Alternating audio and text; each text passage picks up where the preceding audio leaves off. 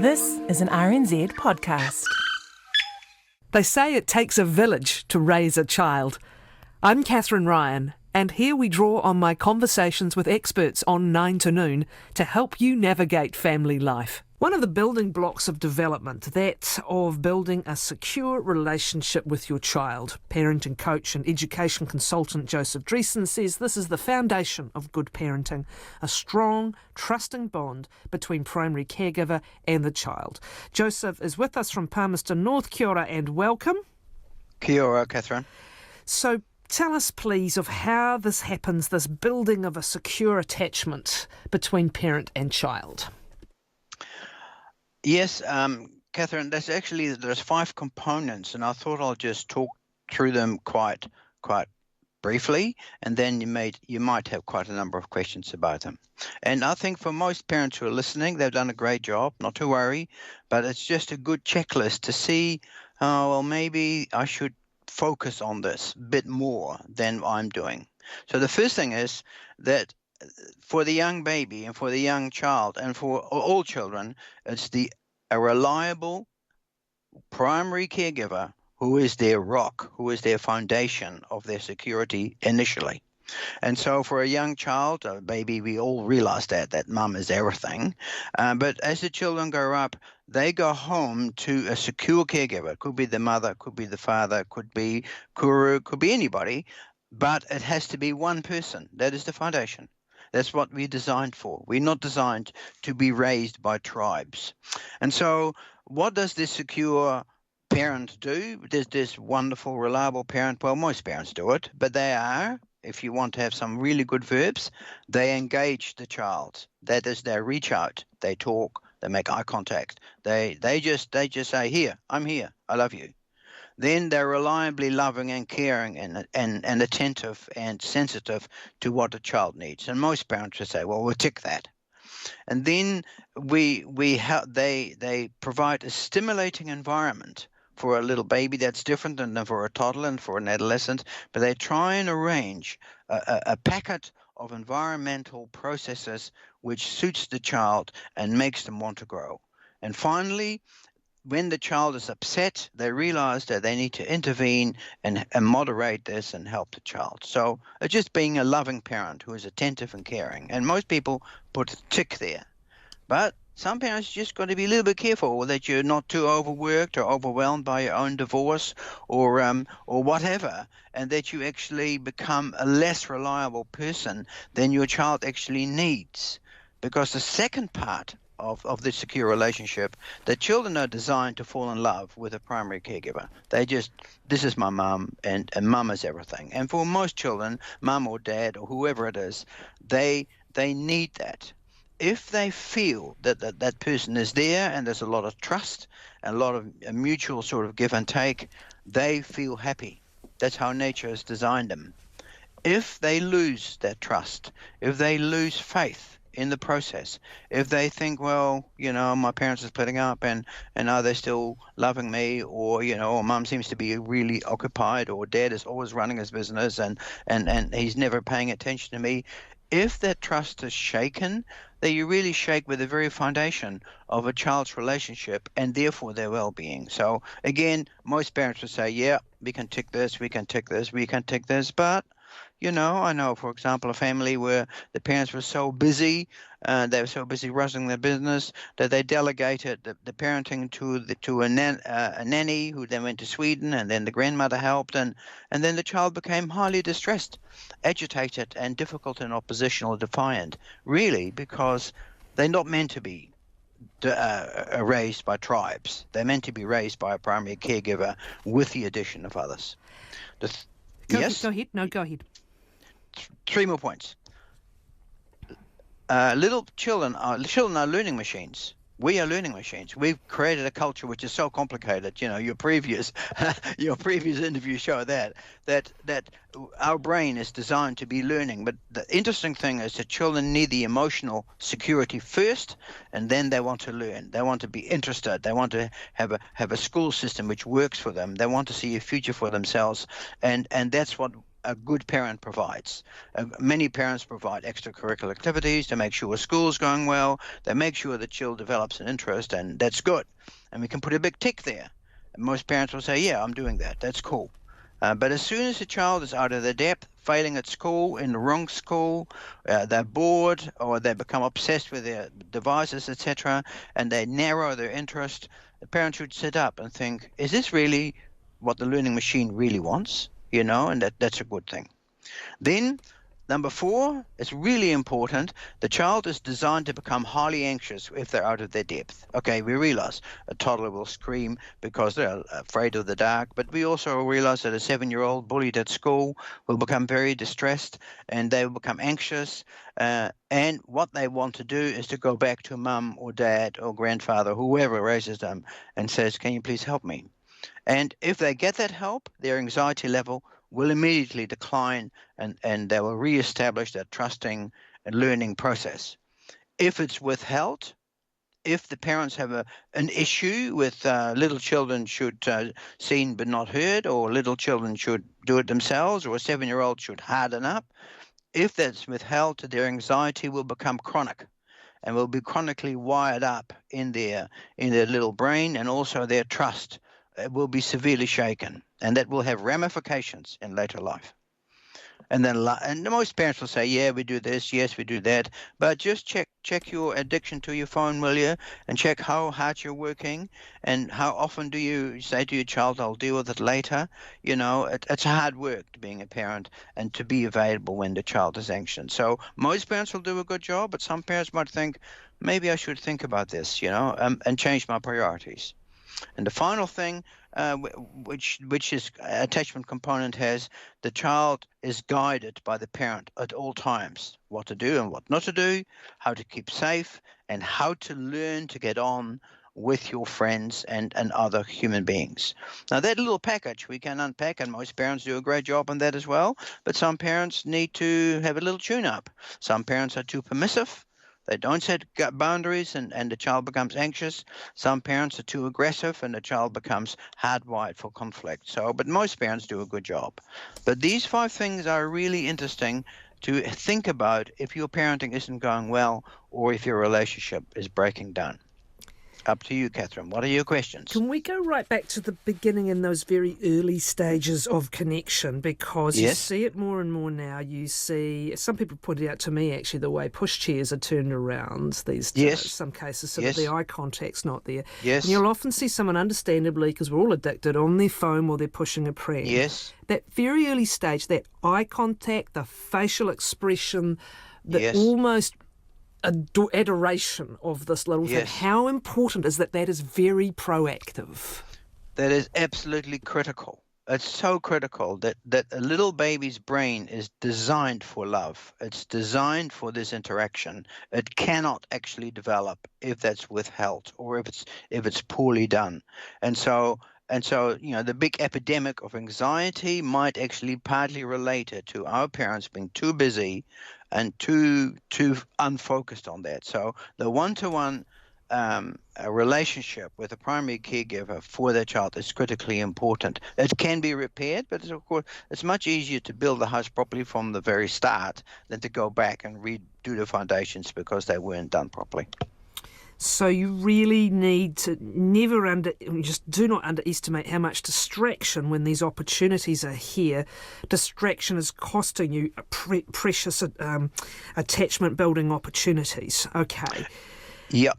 As you say, most parents doing it great, but because of our modern lives, the stuff kind of creeps in. The building of the strongest attachment bond with one parent, what does that mean in the way that we organise busy lives? And again, is it understanding, and it's often mum, as you say, it's understanding that time and that attention has to be carved somehow, because that one person, whomever it is pivotal to confident attachment building. Yeah, and the interesting thing is, It's like if you do it early and do it well, then the child naturally wants to create other attachments, and then the mother is sort of, or the primary caregiver is the rock, is the secure base. It's sort of the Mount Everest base, but they're very willing then to have adventures with other people, grandmothers, fathers, etc. And so, and then of course, again, our whole society has delegated child raising professionally to early childhood and to kindergartens and into school. And there's a huge emerging awareness of the early childhood center, or emerging, it's wrong. It's a fantastic awareness that the child actually needs to have a secure base there as well. But they've learned it from home. They realize that this is how it works. People love me, and so they usually have a special teacher who looks after them for a while, and then they develop multiple attachments at their center. But it's interesting that when children are a little bit insecure, or they go through a rough patch, there's a great awareness by early childhood practitioners that the key is to provide them with a one-to-one relationship to let them develop that sense of security. And so it's a game we play as families, that they go back home, back to security, and then they form new relationships, and that works well for most families. However, my advice to all parents and all teachers is to, when a child is distressed or playing up or dysfunctional, there's lots of other reasons, but one of the key reasons sometimes is that the child feels there's something missing. Who is looking after me? And I'm searching, I'm playing out to get that attention. And so what I propose to you and to the parents and to the teachers who are listening is that if the things go well, fine, do your own thing. If things are not so well, try and reaching out and reestablish a primary relationship with a person continuously until the child is over this patch of difficulty. Children are clingy, and what is happening at that particular phase, and is it quite natural? And when does it become something you need to address? Or does it just normally naturally pass? It normally naturally pass, but it's really interesting to see actually what they've done lots of videos and lots of studies, and what the child looks for. The child looks for emotional support, and then it looks for adventure, exploration. And so it looks for the adult to have a joint session of play together or activities together. And then gradually the adult sort of periodically tunes out a little bit and goes back, and the child eventually learns that I can play by myself. My mum is still here. Okay. And so gradually there's a transition of I need to be with you because I love you. Then we do things together, and that feels good. And then I realize I can do things by myself and you are still there. And after a while, well, I'd rather be racing outside in the garden than hugging my mum because it's real great. Or I'm rather going out with my mates skateboarding because I know I'm coming home for tea anyway. And so the clinginess of children, clinginess is often a sign the child just feels insecure, and you want to just go through that checklist. Is the parent just stopping at the process of hugging and more hugging and more hugging? That's not what's wanted. It is sitting down and doing things together, and then transitioning the child into autonomous learning. And so that's one reason. Many people say, well, we should just kind of harden the child up away from the clinging, but I think you should actually look at them. What's the cause of this? So that's my proposal. The clinging will disappear if you go through a transitional process. This question, I'm a mum to a beautiful 3-month-old. I have to return to work when she's 8 months old, and my husband will be the stay-at-home dad. What will that mean for her when her primary caregiver suddenly changes? Well, that shouldn't happen dramatically like that at all. My advice is that you should do a handover process, which is actually inviting the husband into this wonderful, wonderful relationship. And after a while, the child feels, well, I've got wonderful mum, I've got this wonderful dad, and the two of them are really nice. And now, one day I'm spending a little bit more with dad and less with mum. So there's a gradual handover, a transition, but it's not giving the child away. And so the child my proposal is that the parents act as a team together, do lots of things together, and tag each other, etc. So the child gets used. I've got two caregivers, and I love them both, and then one can go away, and the other one will look after me, and etc. So the transition is the key. How to transition is the key to help children transition from one caregiver to the next.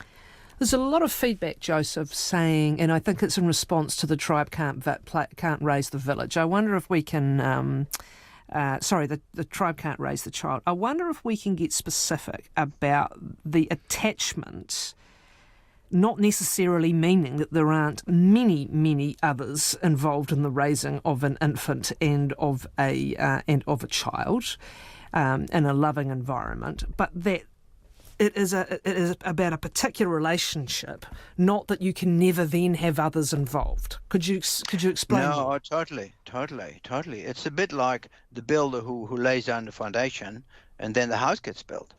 It's the primary caregiver lays down that foundation of security, and then there's a whole journey of growth where the children gradually form multiple bases, primary teachers, their uncles and cousins, etc. And eventually they grow away from their primary caregiver. Children leave home. They will ring mum or dad, but the transition is the child goes from the primary caregiver who builds that secure attachment and shows them how it feels like when you're loved. Then it is transferred to multiple caregivers who are vital for them. And so that's why divorces are often extremely traumatic for children, because they are deeply attached to lots of people. But also some children are deeply attached to their grandparents. Some children are deeply attached to, say, a particular teacher. That's all great. And so the primary caregiver doesn't stay the primary caregiver. The primary caregiver prepares the child for multiple attachment, and then eventually for the child to leave home and form a primary relationship with a partner. That's how it's meant to be. How do you recommend trying to address issues where attachment, for whatever reason, has not happened early in a child's life or has been disrupted, and that is leading to insecurities or to anxieties or to other social problems? As you said, ideally this happens right from the beginning. Yep. And the sense of adoration and the sense of absolute trust and belief that someone's there for you. But where it's not happened, typically what can be some of the behavioural or traits that will be evident, and what can you do to remediate? Well, it's really interesting. There's some such classic signs. Some children will become very indiscriminate looking at other people for relationships. They might want to, they latch on to other people's parents. They seem to be all over the place. Often ADHD type behavior, anxiety, hyperactivity, etc., is rooted in that hypervigilant state of I don't have a person looking after me. And so it's sad that many teachers and parents then focus on that behavior and say we need to fix this behavior, rather than we got to go underneath to the child's heart and say what is missing and how can we give that. And so hyperactivity is one possibility. Forming multiple attachments which are quite transient and meaningless, that's another possibility. A child shutting down, not playing, not activity, not learning, doing nothing, and just trying to moderate their own anxiety. The cause of it is the lack of relationship. The outcome is lack of learning, but trying to bash this child to learn more, that is not good. And then finally is the rage of the child who hasn't learned social skills because the caregiver wasn't there to guide them, and the rage and anger and then manipulation and aggression by the child, which sets up a very negative series of consequences. And so the key point is when a child is misbehaving, it just is so important for the people who look after them to actually just try it. It's not a drug. Let's just try and reestablish a primary attachment relationship. And that can be done by a teacher. Many children who are really difficult at school, they find a teacher who is just totally caring, calm, professional, and gives them that sense, I'm here for you. And say mentoring relationships or a home teacher, a whānau teacher, they give that security. So I would suggest to the parents, when a child hasn't had a secure attachment, it can be built, because it's not a building you do by Lego. It's growing a plant. So the plant is not growing, but if you water it, it will actually grow by itself. So there's countless examples I could give you of a child who had lacked a secure attachment for whatever reasons, and then found an adult who just spent their time with them in episodes of care and gradually grew that sense of attachment, and then the child can move on and they're free to fly. And so the answer to that is repair the attachment, whoever can do it. And the method is very simple. It is one person who takes care of their child, who makes the child feel, you're special to me and I care about you, even though I'm just your teacher or whatever it is, or your grandma, but I'm here for you, and let's have episodes of doing things together, and let's be steady and constant, and let's not worry about your bad behavior and try and manage that to the best of our ability, but let's focus on me being here for you, and eventually the child will just respond. I'll guarantee it. Again, it's not that you're saying all these other relationships aren't important and enriching and part of the care and raising of this child. It is that desire for an attachment to a particular individual that is part of this process. And what is the sort of the research and science behind this, child development research anyway, and is it evolving? Oh, the research is affirming it. The research is not changing it. The research is affirming it. But I propose to you that the research shows that a child, there's a wonderful book by Dr. Perry about Made for Love, that the child is neurologically hardwired by evolution to the only way a child would have survived on the plains of Africa in that hostile, dangerous environment if one person was just super vigilant to look after it. And that occurs in all animals, little animals, little foals, little lambs. They go through a phase of intense need for their mother and an intense desire to be close, because only the mother will keep you safe. And so it's neurologically a foundation of them that I need one person who will look after me. And the research is overwhelming, like the Romanian orphans, or people who are in multiple foster homes and don't have that, or people whose attachment hasn't been repaired and they ricochet from disciplinary actions to juvenile detention homes, etc., and end up in prison. The road is so clear, that the key is that the child just needs, for their development, somebody to love me and feel special to. And that can happen often, like people might say, in their relationships late in life. They might go through all sorts of relationships and life is bad, and one day they meet a partner who somehow understands them, and suddenly they discover what it feels like, that there's one person in my life who I can really love and trust, and they're healed. And so that process is ongoing all the time for all of us. Joseph Driessen, parenting coach and education consultant, thank you for your time.